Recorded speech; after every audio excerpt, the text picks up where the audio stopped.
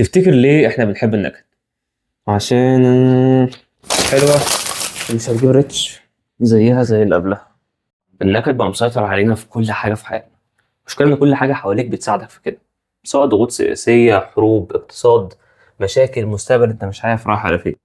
بس السؤال، هل فعلا دي الحقيقة ولا ده اللي احنا عايزين نشوفه؟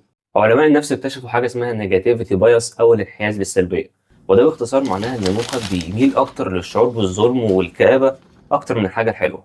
وده فسروه إن له علاقة بالهرمونات وله علاقة بالشعور الداخلي، لما تحس إن أنت مظلوم بيشيل عنك عبء كتير. فبالتالي الموضوع كله متعلق بحاجة جوه هنا، لعبة مع مخك.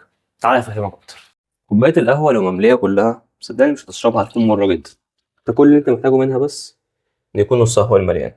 تعالى افهمك أكتر. فانت يا صديقي مخك هيحب يبص على النص الفاضي ويوهمك ان هو لو كان مليان الحياه كانت هتختلف تماما. فببساطه مخك هيحب يفسر المواضيع على مزاجه، عن الحاجه اللي بتريحه. لما حد يقول لك كلمه هيشوف ان هي وحشه جدا، لما حد يعمل لك حاجه حلوه هيخليك تفتكر الحاجه الوحشه اللي عملها قبل كده.